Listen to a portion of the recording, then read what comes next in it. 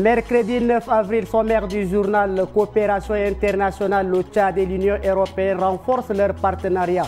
En visite à N'Djamena, la commissaire européenne Hadja El Habib, chargée de la préparation et de la gestion des crises, a réaffirmé le soutien de l'Union européenne au Tchad et promis un accompagnement dans l'accueil des réfugiés. Elle a été reçue en audience ce mardi 8 avril par le ministre tchadien des Affaires étrangères. Un reportage à suivre dans ce journal.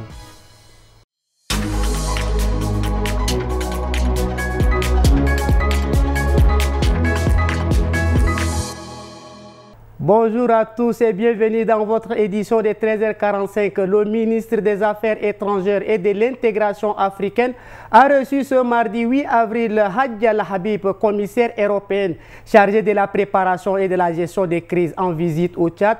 Elle a réaffirmé l'engagement de l'Union européenne à accompagner le pays, notamment dans l'accueil des réfugiés. Un reportage ici, Mbaylassem Emmanuel et Aliou Badara Thiam.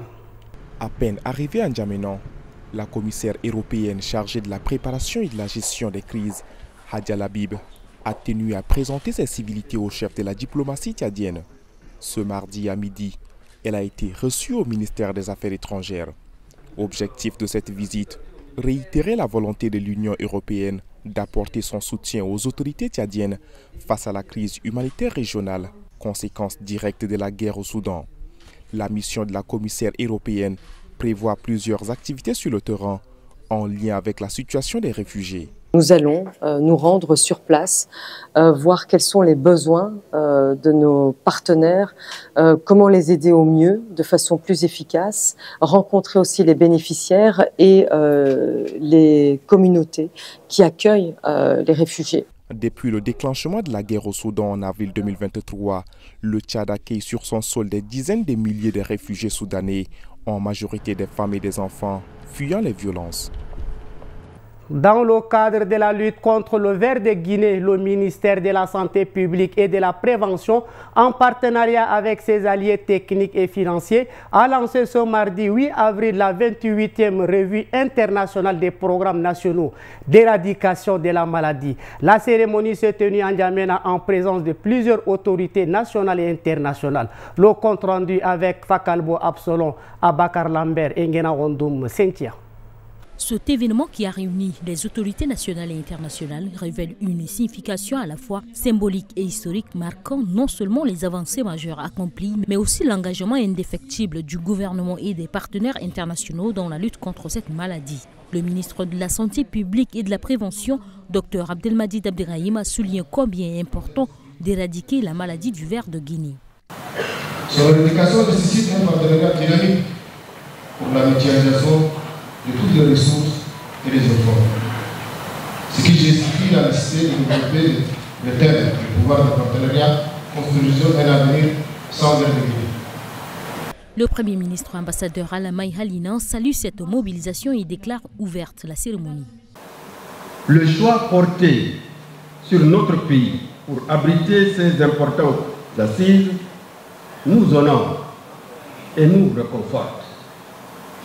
Il témoigne de la reconnaissance des efforts soutenus que nous déployons dans la lutte contre les maladies tropicales et notamment le ver de Guinée.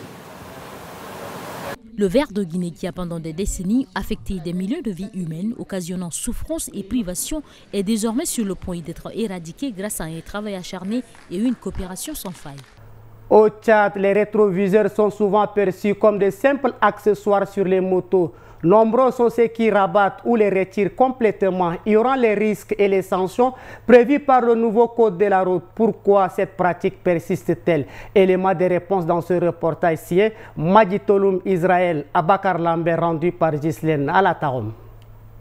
Les rétroviseurs, certains les rabattent, d'autres les retirent complètement de leur engin. Et rares sont ceux qui les gardent sur leur moto. Pourquoi? Chacun a sa justification. Nous les clandomans, quand on enlève les rétroviseurs, c'est pour attirer les clients. Certains clients, quand ils regardent les rétroviseurs, ils pensent que tu es un boss, tout ça, donc ils ne veulent pas monter derrière toi. C'est pourquoi on a l'habitude d'enlever aussi. C'est la deuxième raison qu'on avance pour enlever les rétroviseurs. Bon, ce qui m'a motivé à mettre les rétroviseurs, c'est premièrement, c'est juste pour la protection contre les accidents.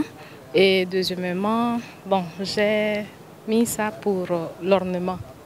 Normalement, je ne devrais pas rabattre les rétroviseurs. Je suis conscient que je suis même en infraction, si on peut le dire. Mais vous savez également, la nature humaine, on a l'habitude de copier ce que les autres font et tout, voilà, d'une manière inconsciente. Rouler sans rétroviseur est une infraction au regard du nouveau code de la route. Et l'amende peut être salie. Le code est en train d'être vulgarisé parce qu'on est en phase de la vulgarisation du nouveau code de la route. Et je pense que dans les mois à venir, dès que le code rentre en vigueur, il y a des amendes qui vont être qui seront faites par les agents de force de l'ordre. Et lorsqu'on va vous arrêter avec votre moto et que vous n'avez pas de rétroviseur, les amendes sont de première classe qui vont de 10 000 à 25 000. Selon l'agence Ecofin, les routes tchadiennes causent en moyenne 2650 décès par an, les plus jeunes étant les plus touchés. Enfin, une sélection des principales nouvelles du monde vous est présentée par Nguena Ondoum Cynthia. Une délégation du FMI a visité Dakar les 7 et 8 avril pour discuter de la dette cachée de 7 milliards de francs CFA révélée par la Cour des comptes. Bien que le FMI réaffirme son engagement envers le Sénégal, il exige une clarification sur ce dossier avant toute avancée. Le directeur Afrique du FMI, ABB Ayemro Salazi, a souligné des échanges constructifs sur des défis économiques du pays, tandis que le ministre sénégalais évoque un potentiel nouveau programme d'appui. Le FMI reste prudent sur cette perspective. La présidence sénégalaise a affirmé son engagement envers la transparence et l'assainissement des finances publiques avec des annonces attendues le 10 avril. Les discussions se poursuivront à Washington lors des réunions techniques avec le FMI et la Banque mondiale. Officiellement installé depuis l'an dernier en Afrique du Sud, l'ancien président congolais est à nouveau sorti mardi 8 avril du silence dans lequel il s'était muré ces dernières années. Dans une déclaration écrite, celui-ci annonce son prochain retour en RDC, justifiant sa décision par la gravité de la situation sécuritaire et institutionnelle sur place et par sa volonté de contribuer à la recherche d'une solution à la crise que le pays traverse actuellement.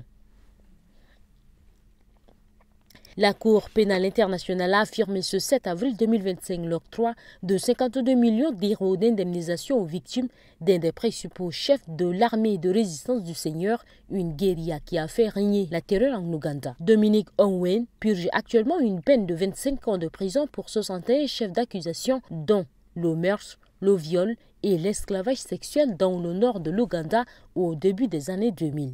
Les victimes concernées par cette décision de la CPI aussi entre soulagement et scepticisme. C'est tout pour cette édition. Merci de votre fidélité et très bonne suite de programme sur notre antenne.